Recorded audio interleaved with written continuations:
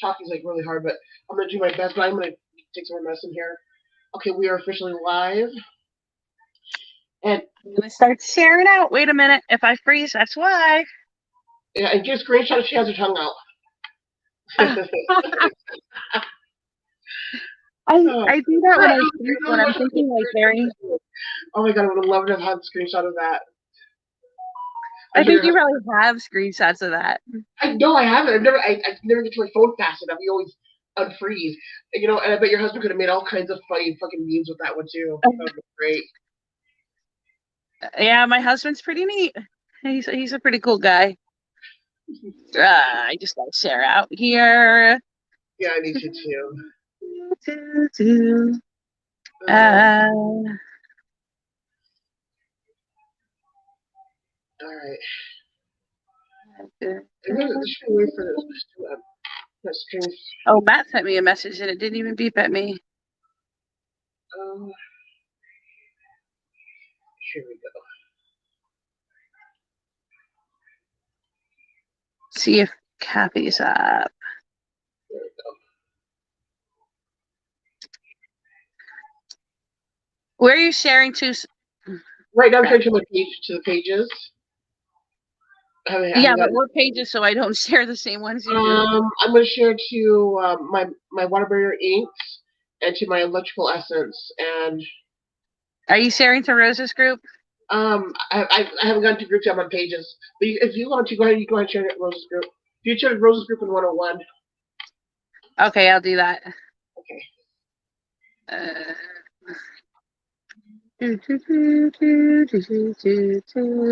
Just sharing. Sharing is caring.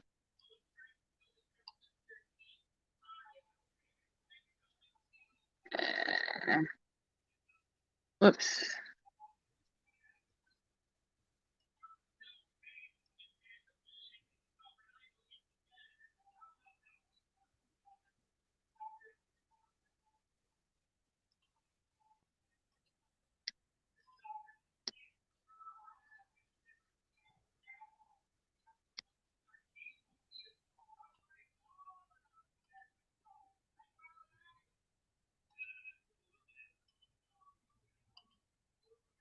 All right, got real quiet real quickly there.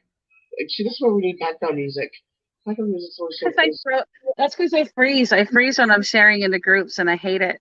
Yeah, and I'm usually trying to concentrate, not set myself on fire because things just go weird for me. I can light water on fire. And I hate when I can never find my groups. Yeah, I can too. Let's see. And there it is. Eating group. All right. Who do we got here? Oh, we got Cherise. Cherise is she's my doctor right now, so that's Dr. Cherise. So Dr. Cerise. yes, and I'm waiting for her to tell me to take 2 cookies and call her in the morning. Oh. Okay. Yes, and I did get those Too ordered. many places I need to remember to share in. Oh, I need to drink some pineapple juice. Pineapple juice is really good for suppressing cough, and I definitely use that right about now. I am super allergic to pineapple. Oh, I love pineapple juice. It's the bomb diggity. I am so allergic to it. I love it. I don't know how I was a little kid and I refused to eat pineapples when I was a kid. Why, I do not know. But it's the best. It's my favorite fruit. So I get like the cans. I usually anywhere from 1 to 2 a day depending on what's going on. But like with me being sick, I'll probably I probably just do once a day. Pineapple juice is so good for you. It has so many like just benefits for your body and your DNA. Yeah. Okay.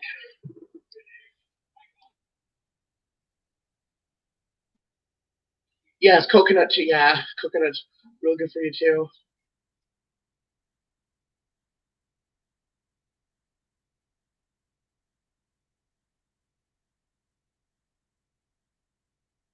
So, um, Okay, so, I think I am done sharing. okay, good. Now I'm gonna go ahead and finish sharing. If you want to go ahead and talk, because I'm gonna try not to talk too much because talking is really hard for me. It actually takes a lot of the wind out of my cat, and I've been struggling with breathing. Okay, let's see. So I'm gonna go Ooh, ahead and finish. we have people now. And I'm gonna go ahead and finish sharing out. So if you go ahead, Sarah. Okay. Hi, Lachelle and Sherry. Sherry. No, I wasn't frozen. I was sharing. Every time I share, it kind of makes me freeze. Pineapple coconut. I wish I could drink pineapple. It smells so pretty, but I can't drink it. I am feeling a little better. I think Melanie is too, but we're still a tadly bit under the weather, so bear with us. I'm on day 4. Day 4 is definitely better than day 1, but I've been having panic attacks for not being able to breathe, and that's not having panic attacks and not breathing. Combination is not good, but still, day 4 is still better than day 1. That is definitely not good. So how is everybody else doing tonight? Hopefully you are all well. We're going to talk about some shadow work and do some readings. I brought out my my Oracle of Shadows and Light just in time for shadow work.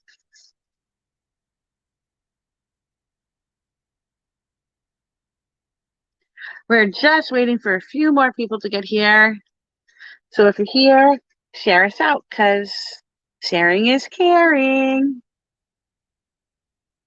Let's just wait for Mel to finish sharing, and then we'll get into our topic of shadow work. And whatever y'all want to talk about is always welcome to.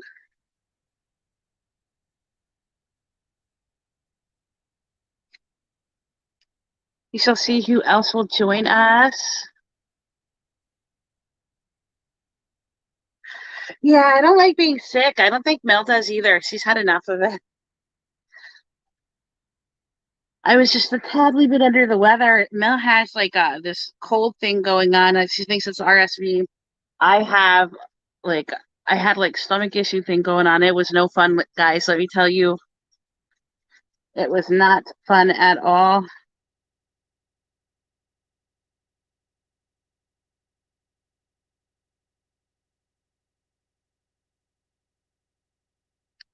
So hopefully you all out in the audience are healthy. Where did Mel go?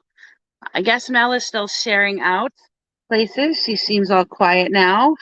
She left me Yep, yes, unsupervised.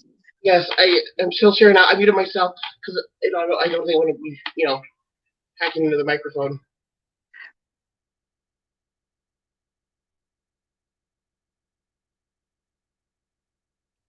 Um, what is the end goal of shadow work?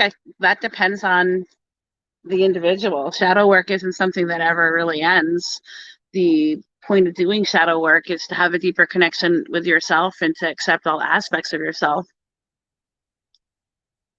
Or to change some of the aspects of self, because I do believe in shadow work. If there are certain things about yourself that you have been confronted with, and that is one of those that can be changed or that can be like worked on, I think is definitely doable. Not all things in shadow work are gonna be like that, but there are some specifics to where there's change needed, then change it. And if not, a lot of times it's just acceptance.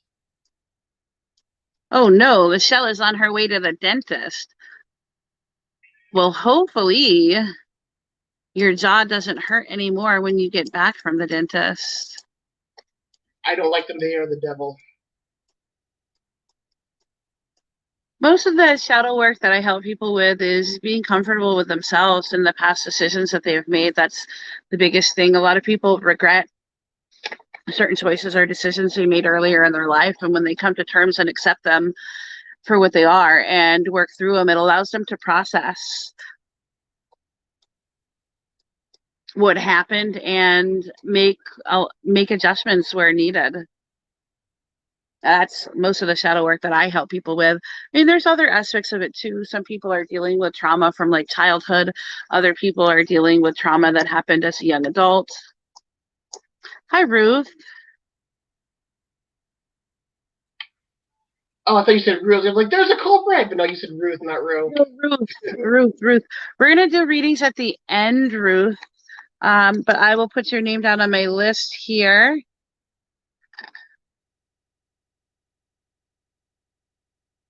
'79, baby. That's the year my mother graduated from high school. Happy belated birthday. Yes, happy belated birthday. Let's talk about a little bit about what shadow work is. A lot of people hear the term shadow work and they might not know exactly what shadow work is. Shadow work essentially is the parts of yourself that are, some people look at them as darker aspects, but they don't have to be darker aspects. They're just the aspects of yourself that you kind of push down and don't bring to the forefront. No problem, Ruth. So any personality trait, any trigger, anything that you have that you kind of don't come head to head with and don't readily acknowledge is a type of shadow work. And that's what we're talking about when we say shadow work. What was that, Mel? Or something that you completely deny. That is a part of an aspect of you, but you completely deny it and pretend that it doesn't exist. That's when it really leaks out. Yes, that's exactly right. A lot of times these are aspects of ourselves that we deny. That's what I meant by not being truthful with, or not coming, or not bringing to the surface. We push them down because they're often things that we see in other people and we don't necessarily like. And when we notice them in ourselves, we kind of go, hey, whoa, that's not me. So we kind of tend to push them down. A lot of people come to me also and ask, how do I know that I need to do shadow work? Well, most people need to do some sort of shadow work because we all have issues that we're not comfortable with ourselves, and it's not something that ever really goes away.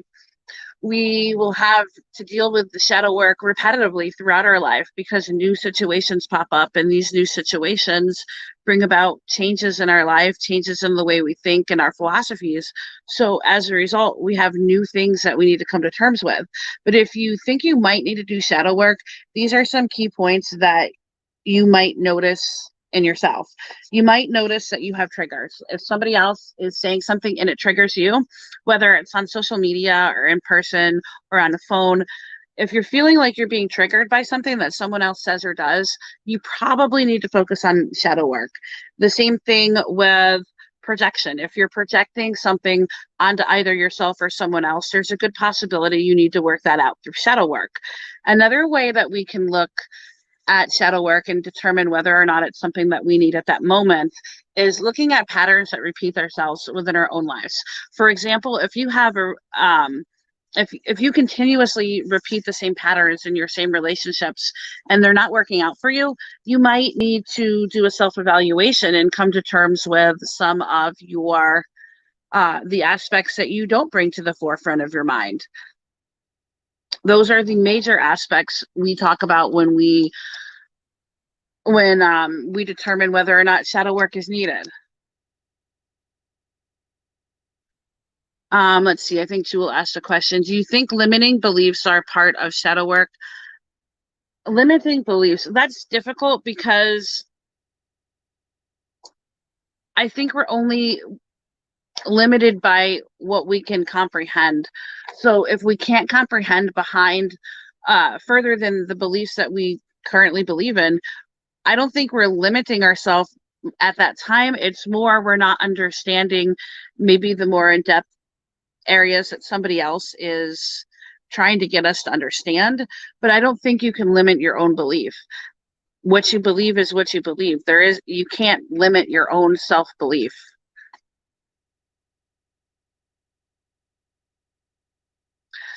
Well, I do believe limiting belief would be faulty programming. But if you're unable to fix that, you're not limiting your belief. You're just not able to comprehend further than you already believe to be your belief. I mean, I know that sounds a little bit redundant, but nobody looks at themselves as limiting their own belief. Now, limiting the beliefs of others, I can see that. There are a lot of different religions out there that limit what you are allowed to believe in and what you aren't allowed to believe in. But I personally don't believe you can limit your own belief. you can evolve and you can move on and acquire new beliefs or additional beliefs into what you believe in. But I don't think you can limit your own belief. That's just my personal perspective. And I agree. I think that's one thing that I personally believe people should do more often is evolve their beliefs and bring in and incorporate other beliefs into what they believe. If it's something that they feel it resonates with them, or if they feel that it can complement to what they already believe, instead of like allowing themselves to stay stuck in just in a one way, tunnel vision of a belief. Like this is my belief, and just and not adding anything to it. Just like a little one seater. It's just I think people need to evolve more and incorporate way more into what they believe. I think because the church has limited it down to just such a little tiny little box that we just need to break that box open. I'm not sure I understand exactly what you're saying, Jewel. Jewel says she thinks belief itself is limiting. Belief is just the core values that you have and your own ideology of how things work. I don't really think that that limits you unless you allow it to limit you. If you allow yourself to not see outside the rigidness of whatever your current belief structure is, then it can be limiting. But I don't think belief itself is limiting. I think the only time that your beliefs are faulty is if your beliefs are based off of other people's beliefs, or are solely based off of what you've been fed, or like from your parents or from your childhood. I think that then yeah, that can be faulty. But if you have beliefs that come from the core of what you believe, that has not been impregnated or dictated from anybody else, then that's a pure belief. Yeah, I agree with you, Melanie. Ruth says when you've been searching and asking for answers and nothing is that I'm doing something right, or it is that maybe I'm not meant to know. What do you think? Um, you are certain. I think you need to look deeper within yourself. Most people know the answers to the questions they're already asking. They just have self-doubt, so they push them down. Yeah. So if you're asking questions and you're not getting answers, you might not be listening and watching around you and watching how things play out. Only you can determine what your purpose is, Ruth. We can certainly help to point you in the right direction, but only you truly can know and understand what your purpose is. Your purpose is what you feel drawn to do. The differences and the changes that you yourself can make in the world around you. We can't give you that purpose. You probably already know it and you just aren't seeing it. Most of the time, people's purpose is right in front of them. They just need someone else to point it out. Yep, and a lot of times it also and use discretion on who that person is that is pointing out your life purpose. Because a lot of times people will point out your life purpose and it's not your purpose. It's something that they just want you to do. But and she's right. Usually the answer's right there, or the answers have been popping up, and you just haven't just paid any notice to them. And when it comes to your life purpose, I've always, at a very young age, I've always felt that the purpose of life is to live. Yeah, it is. And to learn as you go. That's really any of us can do is learn and grow as we move on through this cycle of life. Hi, Annette. I think one of the biggest things that we are here for is to fight against that ignorance, because we do come into this. Well, we don't come into the world ignorant. We get turned ignorant through, the programming, school, parents, friends, all that. The peer pressure to be like Mike, and to and to be all uniform with everybody else. But no, we're here. I think we're here to fight against ignorance of self and society and everybody around us. I think, and through that is gaining information, knowledge, and understanding, and not getting stuck in that tunnel vision of just this is what I believe, this is all I'm going to believe, and then just and blocking everything out. We are here to learn to evolve. Yeah, that is exactly true. Hi, Cindy. Jewel says, if belief does not align with your value, does it limit you? I think your belief structure has to align with your value. Otherwise, you don't really believe it. Your belief structure and your core values should be very hand in hand. They shouldn't be off. One shouldn't be off in left field. They should very much align with each other. And if they don't, then you should probably reevaluate either the values you hold or the belief structure you're working with. It'll be like, well, like you can't believe, like, oh well, all children are sacred and they shouldn't be hurt, but then in turn want to punish children. Like, it just can't be. They have to have some type of an alignment. Yeah, you have to find the balance that works for you, and finding balance can be very, very difficult. Ruth says, I understand, but lots of people have many passions, hobbies. I would love someone to tell me for certain where you were destined for this.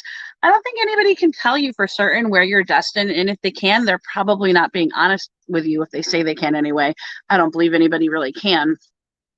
Because we all have free will, and with free will comes choices. If you make choices that are contrary to what someone else sees as your destiny, then you've changed your destiny, which means you weren't destined to do that to begin with. I don't think that anybody has the answers to tell you exactly what you should be doing and where you should be doing it.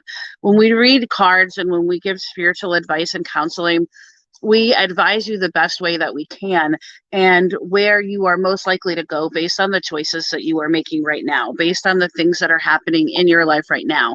And in most cases, they are where you should be, and it is what you should be doing because it's already the path that you've chosen to take. But if you choose to alter that path, then that whole reality potentially is going to change. It's kind of like all growing up, you wanted to be a teacher, but you realized you wanted to be a teacher because somebody else was telling you that, like your mother or your sister or your actual teacher or somebody was telling you that. But then you grow up and you realize, I don't want to do that. So you change the destiny that everybody thought you would have. That is not a bad thing. You know, and you said like people have hobbies and passions. Well, we'll figure out what you're passionate about and figure out what your hobbies are. Because I think that right now we are not living our lives. We are totally far from living our lives. I think that one of the things that we should be incorporating into our lifestyle are things that we are passionate about and things that make us creative and want to do things. You know, like we are not here to slave away 9 to 5. You know, punching somebody else's clock and coming home and just being tired of it. You know, that's not what we're here for. You know, we are here to co-create and to live and to experience life, and it comes with the good and the bad. But if you don't know what you're passionate about, you need to sit down and figure out what just warms your soul, what makes you the Yeah, most and happy. that's a very tough conversation to have. Jules says, right, faulty programming, not core value beliefs. Like, say you read a meme that sounds good, but if you don't go deeper, you may have accepted a limiting belief that may play into the shadows, which is the subconscious we are usually not aware of. I would need a Yeah, better our example. subconscious mind does have a lot to do with shadow work. A lot of times we don't even realize what we need to work on until we take that deeper focus, whether it's a meme that triggers it or whether it's a conversation or whether it's just a self-evaluation. Okay, never mind. Sorry. Okay, none. Okay, I didn't understand it, but now I know that you. I think that's what she meant.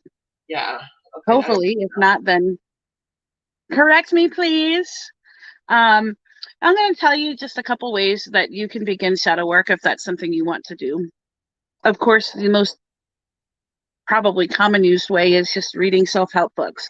A lot of self-help books are written by people that have done shadow work, so they have a little bit of understanding about it. So sometimes self-help books can help. Life coach or spiritual counselors, they can also help guide you around this path.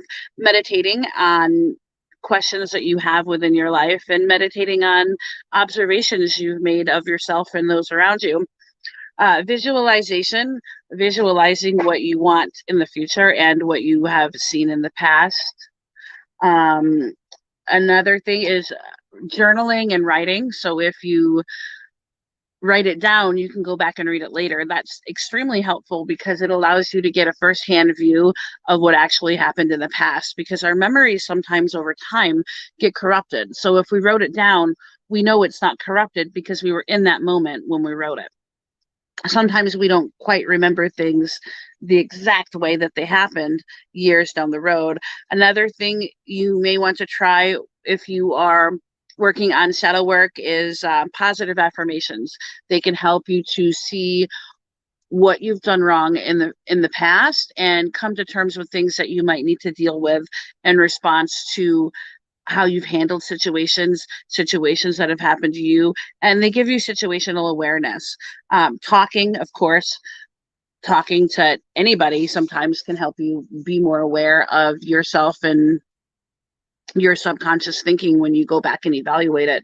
And releasing, allowing yourself to have that release, allowing yourself to let go of that what's holding you back can also be very beneficial when dealing with shadow work. Self-awareness and like taking a deep look within, but I think that a lot of it is, I cannot stress self-awareness more than anything. And self-awareness, you have to be within the moment, with self-awareness. And then also too, like when you're, taking that deep look in on the inside, just kind of like a self-evaluation, like a self-check, just, you have to just being very, very aware of yourself and what you say and what you do.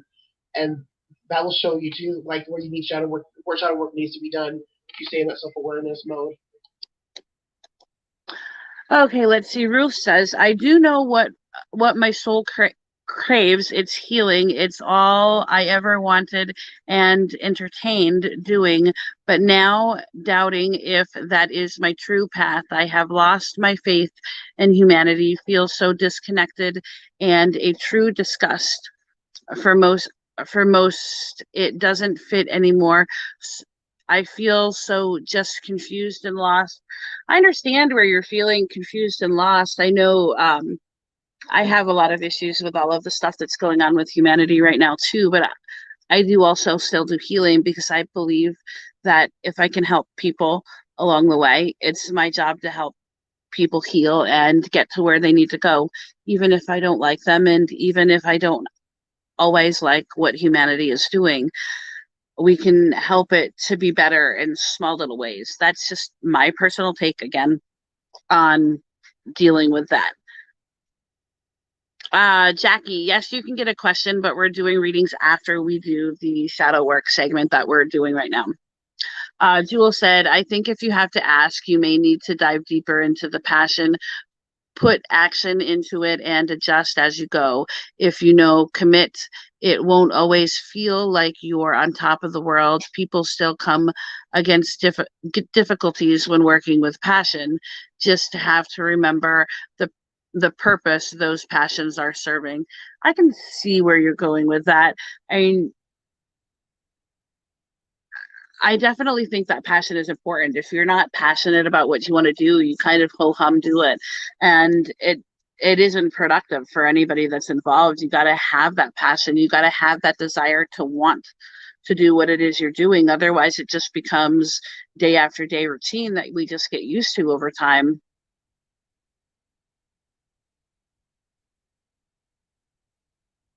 That's kind of one of those questions that you have to ask yourself and nobody else. Yeah, that's right.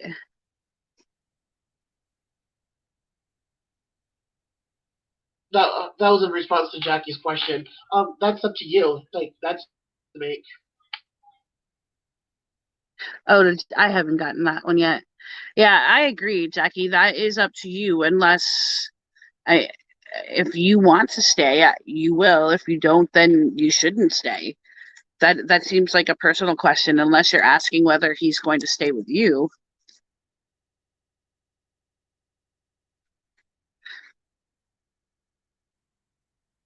Anywho, let's move on to the next little section.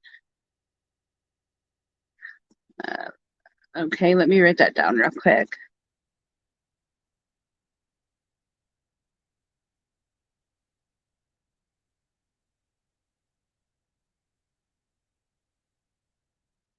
Okay. The next little section. When you're doing shadow work, people often wonder, where do I look? What do I do? How do I do it? There's a lot of different methods of actually doing shadow work, but the root of it is getting to know yourself better and understanding what has happened, especially in the past. So the best thing to do at first is to review your past, review your childhood, become familiar with yourself, learn your shadows, learn your triggers, learn the things that you don't present to the world, and don't be ashamed of them. Use your triggers to help you overcome them. So when you know things trigger you, you can have the discernment to take a step back and not be triggered by it, to come to terms with it and to learn why that triggers you. what caused that to happen, and learn to observe the life around you, what you're doing in the interactions in your life and what others are doing. And don't be judgmental when you do it. Look at it very openly. That way you can discern if you have issues you need to work on. Okay, Jewel says, you might have your own healing to do. Are you an empath that gave it too much and now your cup feels empty? Sometimes I think that was in response to Ruth's statement. Bye, Rose. Hopefully your phone stays charged a little longer than 5 minutes when you get back. Yeah, Rose, you need a new phone. You need to get Rose a phone.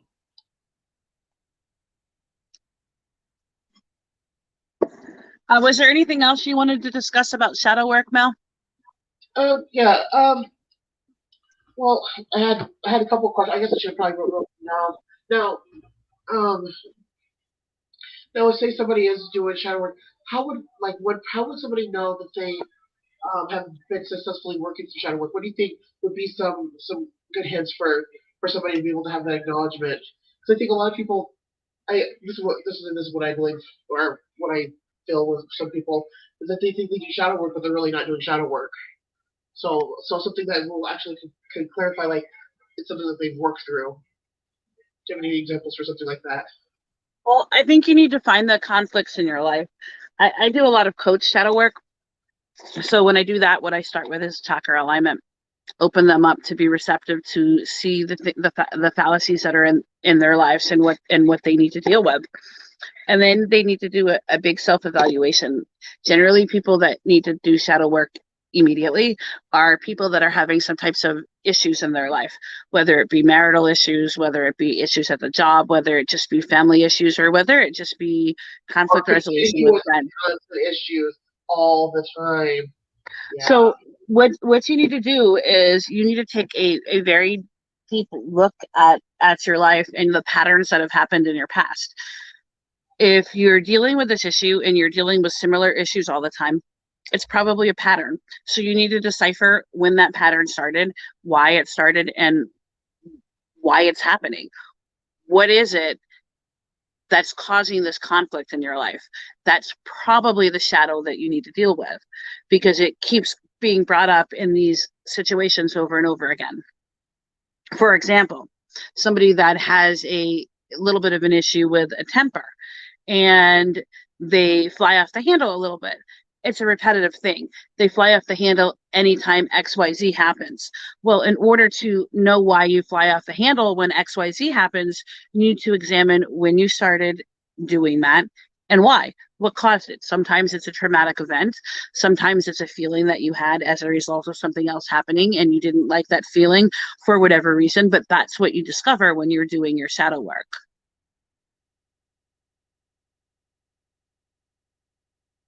Another thing too that can happen, like with some shadow work, is like projecting. Because sometimes I mentioned that. Some people don't know they're projecting, but if it's something to where, and a lot of times you can pick up if somebody's like, if they're projecting onto you, if it's something like they keep saying with other people, and then as well as you, would really it's something that they do. But a lot of times, a lot of people don't realize that they are projecting, and that's and sometimes that takes a lot of really, really like deep inner looking to realize when you are projecting, and projecting, people can project good things onto people, and people can project bad things. It's not always a negative thing, but even projecting good things onto somebody is not good either. Sometimes, yeah, because sometimes what we do when we are projecting good things, or we give gifts to people, we are trying to it's in an attempt to buy something that we don't have. For example, maybe it's friendship, or maybe it's loyalty, or maybe it's for somebody to just like you. And we have to evaluate why we're doing that. Why are we doing what we're doing? Sometimes it's okay to do it, but if you find yourself doing these things all the time to everyone, there's probably an underlying problem as to why you do that, why you feel that need to continuously do that. All right, Jewel, have a good night. Sleep well. Oh, Rose, that's sweet. I have to mail your doll. It's sitting on my dresser. I need to pack her up, but I know. My I'm life gonna has been crazy. is too. I got like a little pile here of roses stuff that I need to get in a little pot. Yeah, well, I have a doll, and I think I have some crosses in my shed that I need to send to her. And I've just been a horrible person and just haven't done it. I've been really busy though, in my defense. Did you have any other questions, Mel? Uh, no, no, no. I think definitely we should do a part two to this, but for the most part, I think this is good. No, I think it's been very informational. If anybody in the audience has a question on shadow work, let us know and we will get to you.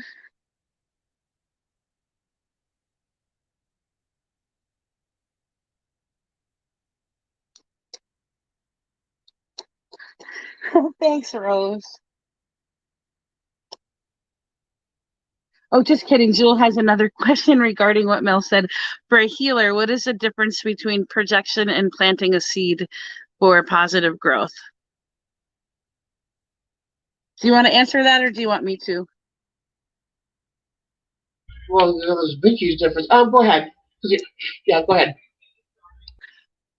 Projection is when you kind of what do I want to say? Kind of convince somebody or entice them to act in a manner that you see that you think would be better for them to be. For example, have to do a certain in a certain way too. Yeah. Well, it can be very subtle. For example, if you want your child to do well in school, you project good intentions on them doing school and you project focus on their schoolwork. Planting a seed is more like giving them the idea to do it themselves. And if they do it, then they do it. So rather than continuously focusing on school with the child, you would do what is required, but entice them to want to do it in a manner that's a lot more subtle than projection. You would tell them in much more subtle ways that school is important. So you would tell them, what do you want to be when you grow up? Oh, you need to go to school for that. So it's less of a projection and more of a just kind of getting them to want that desire by themselves. And it's up to them to do it. A projection is when you kind of almost forcefully project it onto somebody else. It's almost like you are demanding that they be this person or do that certain aspect of whatever you're trying to get them to do. I think that's the difference. Yeah, it's interesting. Just giving them the tools that they need to do any task should they desire to do it. Or like another form of projection too would be like a behavior, like a certain typical behavior or something that a person always says that somebody else is doing, but really they're the one that's doing it. But they think that everybody else they say to other people when it's really them. That's a form of projection too. Thanks, Rose. Yeah, I agree. Hi, Andrea.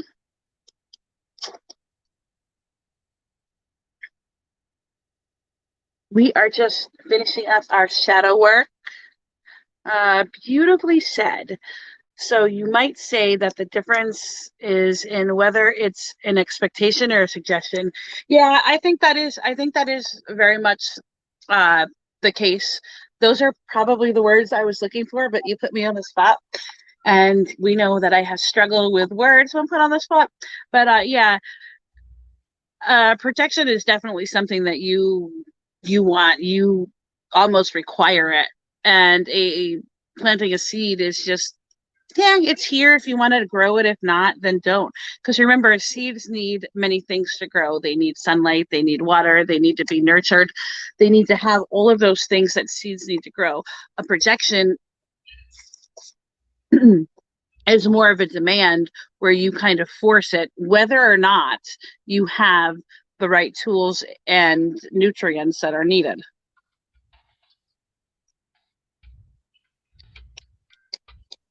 Yeah, does anybody else have planting seeds could be not be a good thing. Another way, like planting seeds, could be like in high school, like that. There was a lot of planting of seeds when we were in high school, especially as girls, or like in the girls' locker room or whatever. And you say something about somebody, for to change somebody's perception of somebody.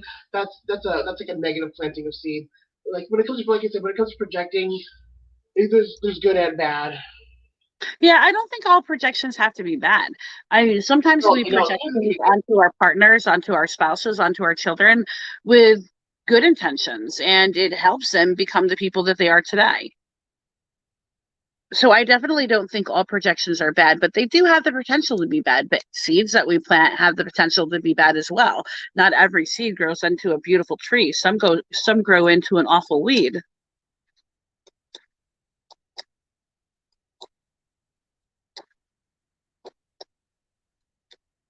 there we go. Yeah, I'll put this in the comments. Rose. There we go. A good example of what it like there. Much better. I'm gonna mute myself because I'm gonna take a little bit more medicine. Melanie says a common example is a cheating spouse who suspects their partner is being unfaithful. Instead of acknowledging their infidelity, they transfer and project this behavior onto their partner. That actually happens a lot. Yes, it I'm does. glad we agree, Jewel. Rose says planting a seed is like when you're a little girl, your mom raises you and says you should save yourself for marriage. Yeah, that's a good one. They have the best of intentions, but whether or not ultimately we do it is always up to the individual. If nobody else has any questions, we will proceed with our readings. Pricing and everything should be in the description, I think. Oh, Melanie's typing about perception or projection now. Projection, what all defense mechanisms are meant to do, keep discomfort about ourselves at bay and outside our awareness. Oh, Denise is here. Hi, Denise. Nice to see you. Triggers of a flashback of trauma cause us to put up walls, and we often are standoffish to others if something triggers it. That's right. Triggers very much do help us to build walls. When we have triggers that, especially when we're not aware of them, we put up walls that we don't even realize are there. And it makes us kind of hard and difficult to talk to. It makes us kind of hard and difficult to be around. And it makes it so that others can't connect with us and we can't connect to them, at least on issues that we're triggered about. That's why it's a good idea to work through your triggers through shadow work, because when you know and understand them and where they're coming from and accept them, they don't hold that over you anymore. You no longer have those walls. It's kind of like the castle walls crumble down and you become a more open person. Melanie says people who feel inferior and have low self-esteem can also fall into the habit of projecting their own feelings of not being good enough onto others. That's true, Mel. Oh, she's still typing. Ooh.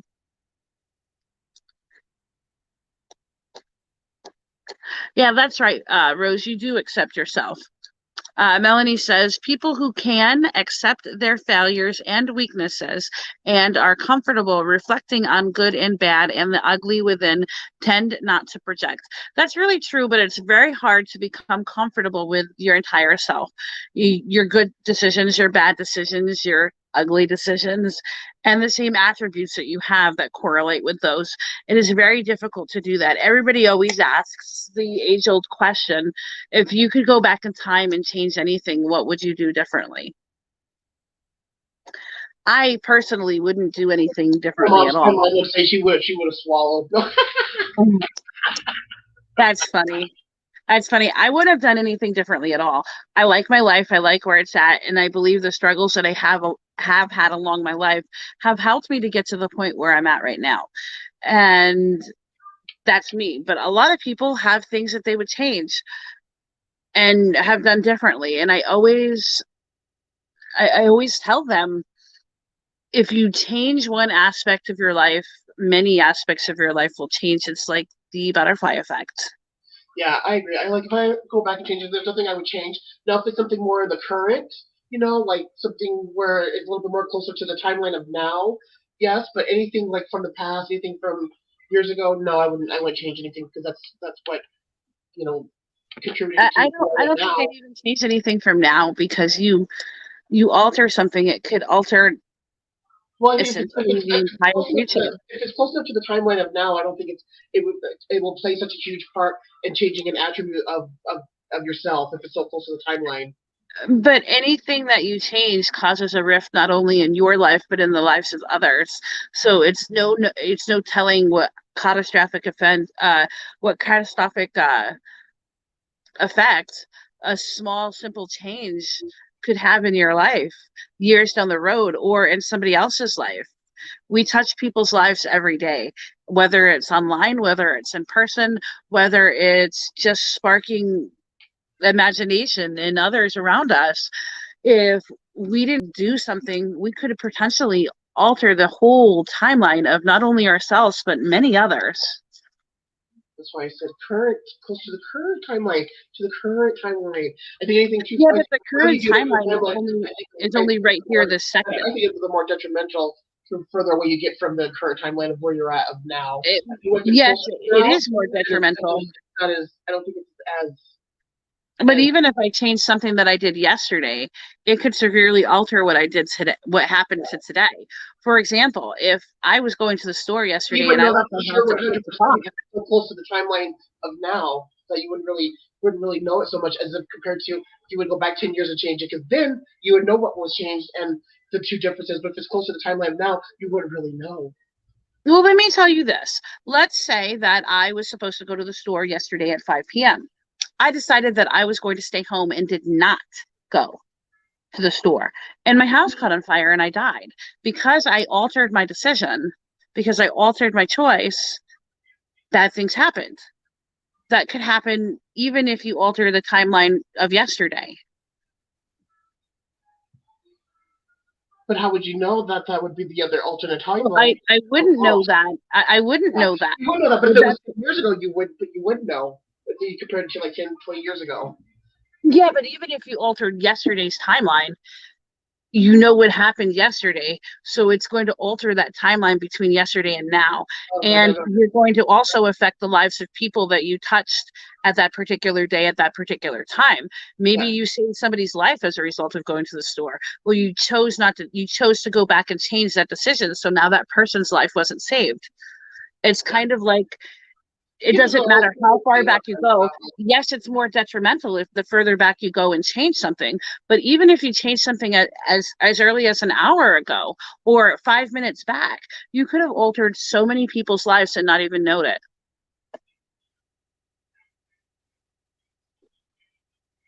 good argument, but still, I still think closer to the time You when do always catch us at the end, Andrea.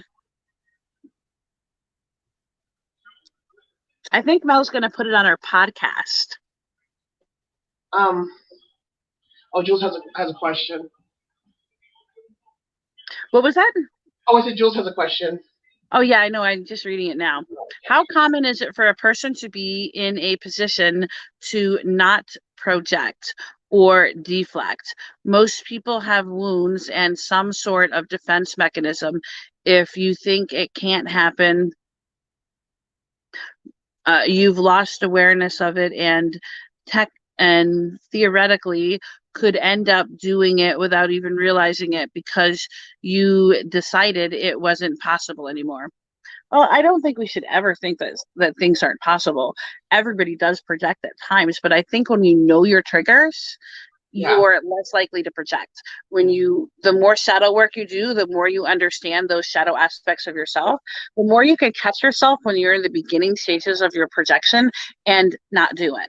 It's kind of like you gain the ability to kind of wheel yourself in and recognize it as it's happening rather than looking back on it months down the road. And just because somebody's deflecting something doesn't mean they don't accept it or know about it. Because I'll tell you right now, there are people out there that will deflect something that somebody throws at them, and they'll deflect it for just the simple fact that somebody else is throwing at them, and they don't think it's that other person's business, so they will purposely deflect it. But being completely awareness of it, it's just like a big old fuck you to the other person. Because trust me, yeah, but sometimes people deflect things because they're not ready to deal with them at that moment. Right, and then sometimes they might know. But just because somebody's deflecting it doesn't mean that they won't accept it or they haven't accepted it either. because a lot of times they may deflect it now and come into an acceptance of it later, or they are aware of it, but they're just deflecting it because they're sick of hearing about it. Yeah, that's true. But if you're hearing about it that much, it's probably time you dealt with it. Yeah, yeah. Well, like what does it say? If you hear from more than 3 people. Yeah. But also too, if you hear from more than 3 people, but all those 3 people have been talking to the same one person, that doesn't count. That could be a planting of a seed. Yeah, that's true.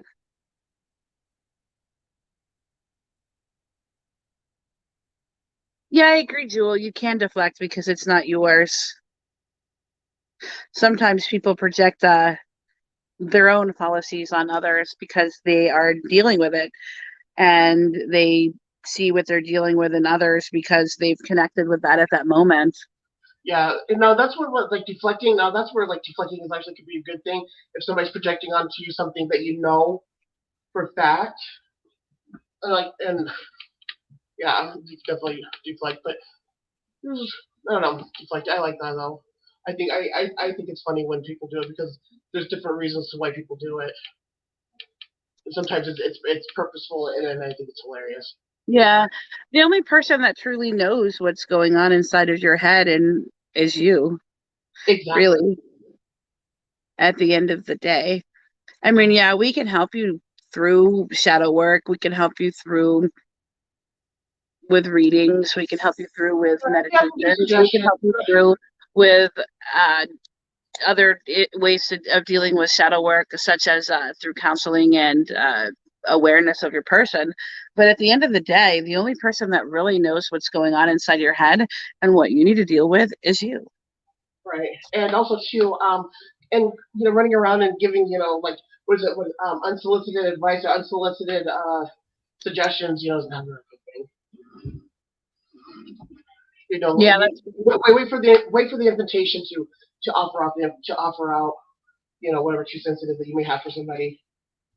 yeah, I agree with that. A lot of people think it's their place to give advice to others. I never do that on a personal level. I mean, yes, I give advice to people on here, but it's more for general, and you have the option to listen or not. I will never come to you and tell you you need to do this and this and this.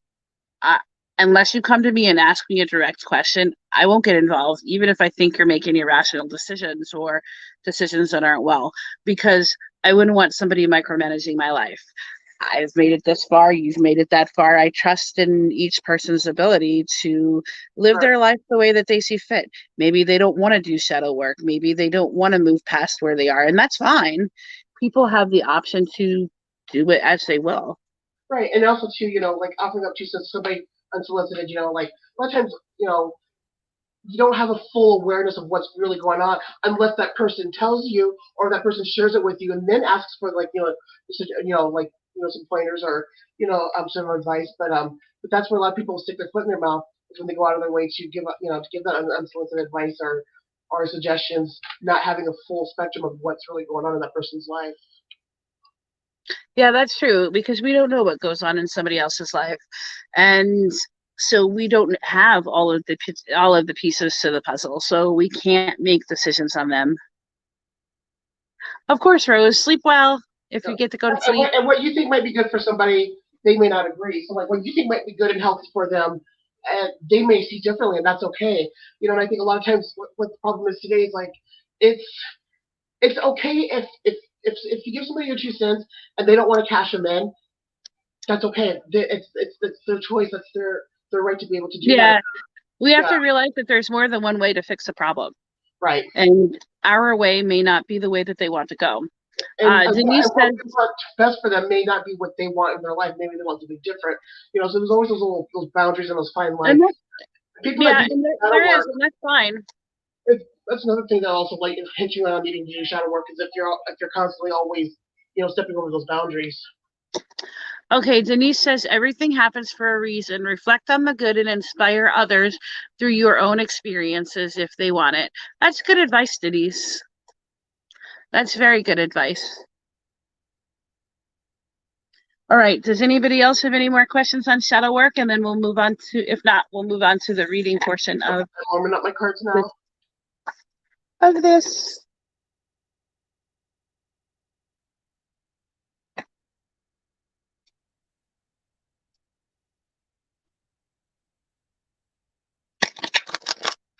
I'm shuffling my cards too.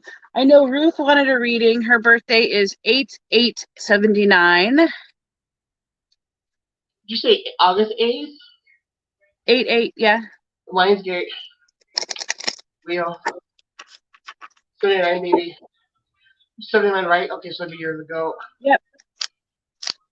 So the year after 78.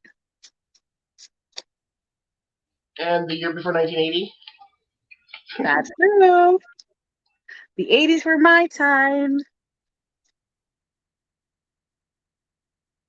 You were born what the Chinese would call the most luckiest of years. Who was? Chinese, you were born in a year that the Chinese would consider the most luckiest of years to be born. Oh, 83? Yep, the year of the pig. Yep.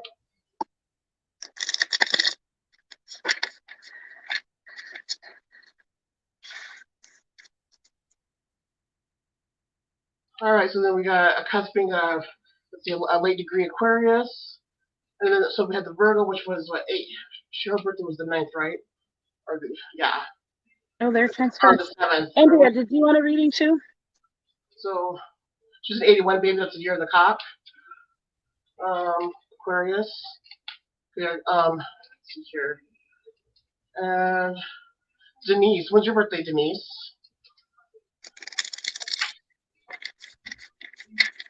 Or is that the 88 one? Is that the 88 baby, 79? No, that was Ruth. Oh, that was Ruth. Okay. Hopefully she's still here. If not, she can catch a reading on the replay. And if you guys want any advanced readings, the details are in the description. I think Melanie put on there that we're doing a special for readings and alignment. I'm putting it on there right now. I'm doing a special. If you book a paid reading in our live, I will do a 20-minute chakra alignment for you as well. That'll be scheduled privately after either tonight after the show or a different night this next week or the week after.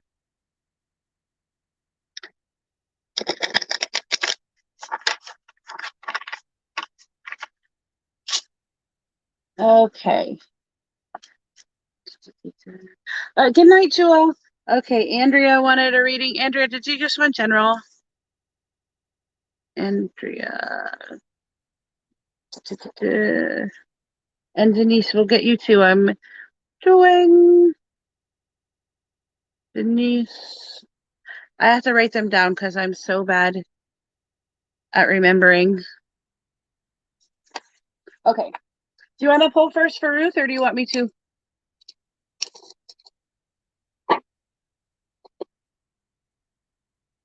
Melanie?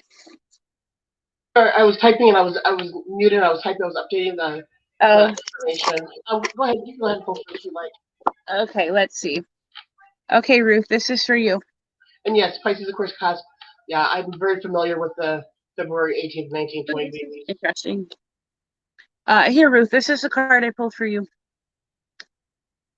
In my shadow of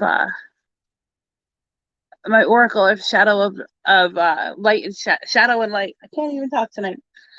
This card is I am Callie. This shows time of letting go of things in your life, but also a rebirth.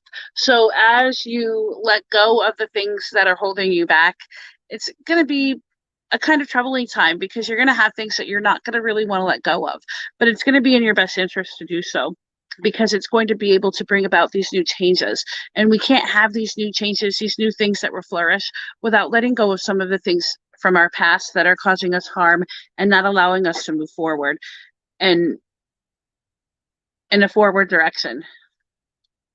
So it'll be good, but it might also be a little bit sad.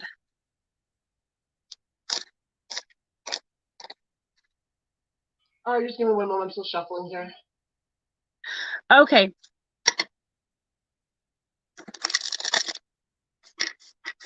Your turn to pull for Ruth. I don't know if she's still here, but if not, she can catch it on the replay. And we're pulling for Ruth, right? Yes. She's 8879. And then next, I don't know if Jackie's still here. If Jackie's still here, we'll pull a card for her. Jackie, if you're still here, let us know. If not, we're going to move on to the next person. So Ruth, the 88 baby, the Lionsgate baby. Yes, 8879. I got the Page of Cups with, it shows the same birthday as Rebecca. The Lovers with the Magician. Oh boy. So, yeah, the Lovers with the Magician, there's definitely, not, I thought I'm echoing all of a sudden. That's weird. I don't hear you echoing. Okay, then it stopped. Oh, that was really weird. I started echoing and then it stopped in my head. So it's like, you know, basically the cards are saying like, get into that, you know, the emotions and your emotions and your feelings and everything, and to get a feel for it, because there's something that is not beneficial that's working out with somebody. Because I got the Lovers card reversed with the Magician. It's something that's like blocking your your creative side, and that's something that you're supposed to be tapping into. Is that fiery like dynamics of just, I mean, because Leos are very creative and very intelligent as well. They usually have a way of kind of coming out and just like Aries coming out and doing something that nobody else is doing.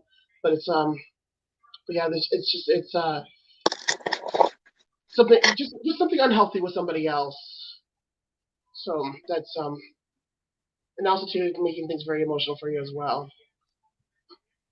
So it's just you gotta reconnect to your fire, but you do that, but doing that through your understanding your emotions and your feelings, you know, putting them up for review and understanding them, like what you're truly feeling and thinking. All right, that's what I got. All right, next we are reading for Andrea, which is 21881.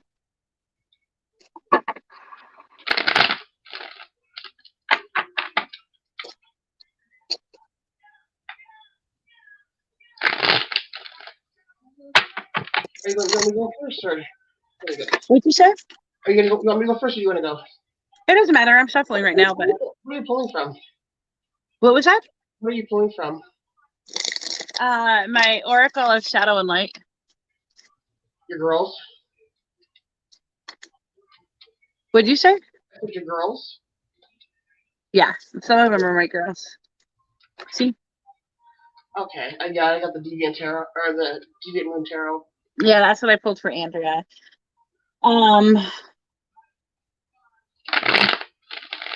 Nautilus Princess. This shows a lot of personal growth and a lot of power coming with that personal growth. But remember, with power comes responsibility and can come a lot of struggle. To get up to the top, sometimes it's a rocky climb. So you have to understand that it's going to be bumpy sometimes. You're going to have to make that choice whether you want to climb that ladder or stay where you're at. So it's going to be very difficult, I think, at times. Not that you won't be successful, just that you're going to have to turn down things that you might want to do equally as much as you want to climb that ladder. But in order to get up that ladder and develop your personal growths and strengths and be in a better state, it's going to force you to kind of leave some people behind and not do things that you may want to do. Okay. Oh, Jace gave her birthday. She's a Leo too. Oh, we got some extra fire in here. It's there. Yeah, there's a lot of fire in here today. Oh, that's so crazy. The first card I pulled. The first card I pulled was the Moon card, and the Moon card is a card for Pisces. I pulled it reverse, and then I was like, okay, let's see what's going on here. And I pulled the Empress card, and then I pulled the Six of Pentacles reverse. Now the Moon card that's reverse is like I said, it's a card that represents Pisces. It's basically don't get lost in any type of delusions or illusions.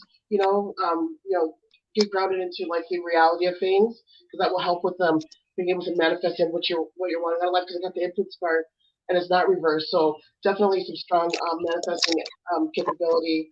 Just putting your mind to it, but making sure that you clear out all the smoke and dust of what's illusions, and also don't let anybody else put that onto you either. That things that are not actual or true, or are blowing hot smoke up your ass. And then I got with the Six of Pentacles though. It's like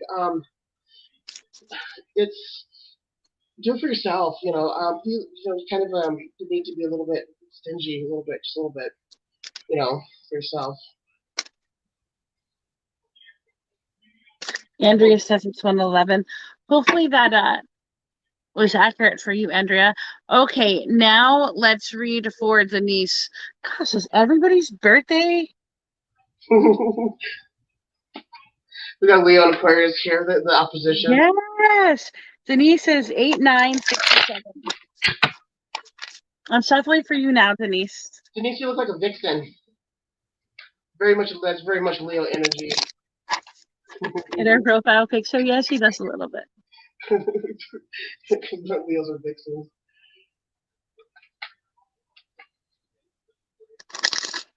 Let's see what we have for you here.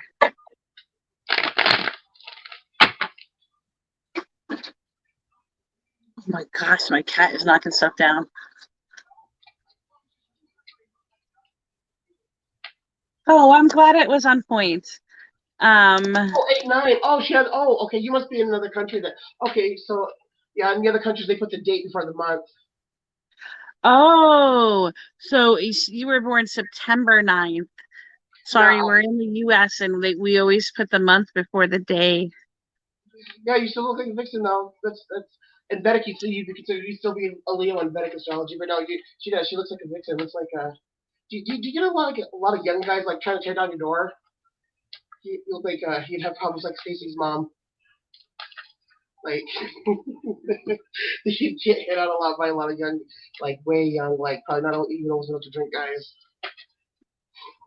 This is the card I pulled for you, Denise. Yeah, yeah, you look like you. Yeah, you have a very strong sexual energy to you. Very strong. That card is Sea Storm. It's kind of like you're at the calm before the storm stage of your life right now. It's kind of like you're waiting for something to happen, and it's going to happen, but I don't think it's going to be what you want to happen. It's not going to be necessarily bad, but it's going to be a little bit more stormy and chaotic than you are expecting it to be. I get the feeling right now you're kind of at that, almost like you're antsy in your seat. You're expecting something. You want to know what it is that's going to happen.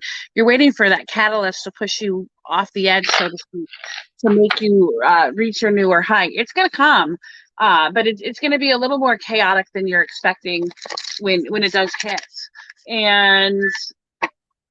But it'll be good. But it'll be chaotic. So it'll be a very much mix of emotion when it gets to that point. Hopefully that was helpful. I probably shouldn't have been teasing because, okay, so I pulled the Knight of Wands with the Hangman. Oh boy, oh boy, oh boy. And I got the Seven of Pentacles reversed. Now, oh boy. By any chance, are you dealing with a younger male by any chance? With the Hangman, it's not reversed, but it's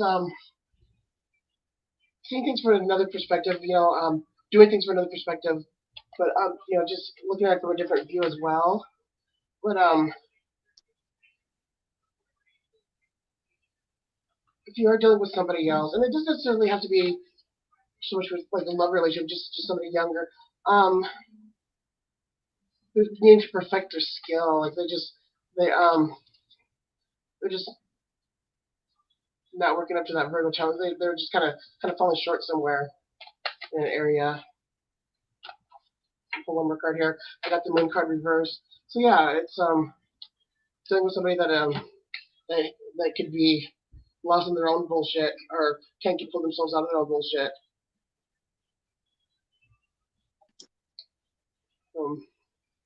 Yeah, so with the Hangman, the Knight of Wands, and Seven of Pentacles reversed. And I got the Moon on top of you. So yeah, somebody, yeah. I just younger male like is what I'm picking up.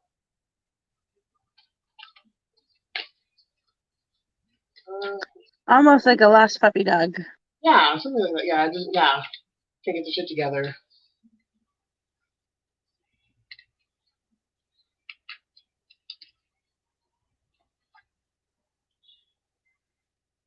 And then Five of Cups. So yeah, definitely something that's it's emotional. It's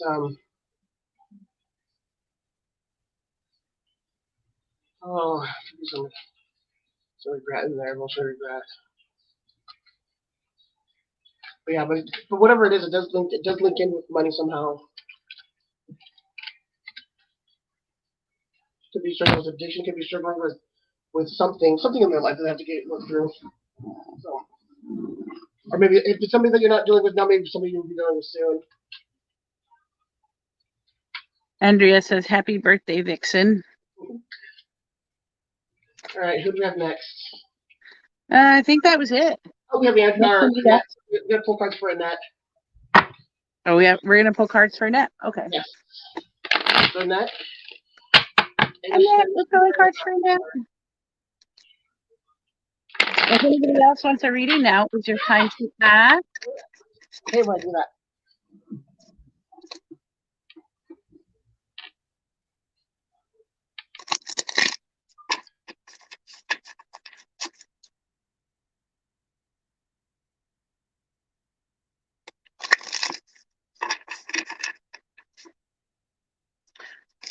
Hopefully that reading touched base with you, Denise.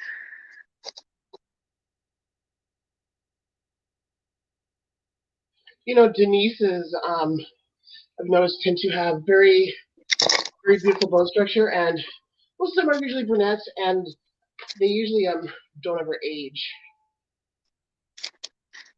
Well, then I wish I was a Denise because I don't like to age. Interesting card for you, Annette.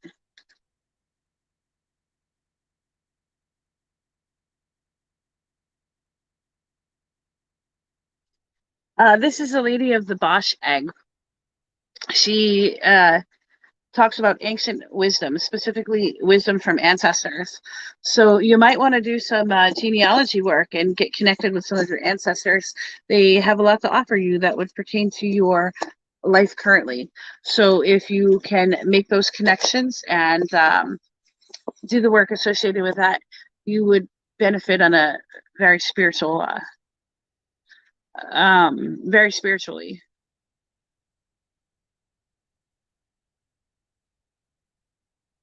Your life is almost always stormy, but you cope. Yeah, I have a somewhat rocky life too. I like it that way. I like it busy and overwhelming.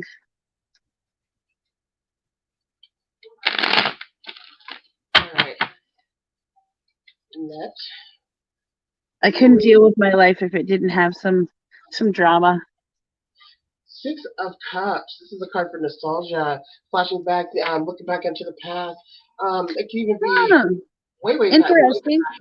Yeah, the Six of Cups is actually my all-time favorite tarot card of all. It's a card for Sun and Scorpio, but it always has that feel of a Cancer because nostalgia actually is ruled by Cancer. But you know, holding on to things. It's interesting that you pulled the card to look back in life because I pulled the Ancestors card. Yeah, so they both go hand in hand. So definitely look back. Yeah. Looking back, there's maybe some jewels. I think you have some work to do there, Miss Annette. All right. And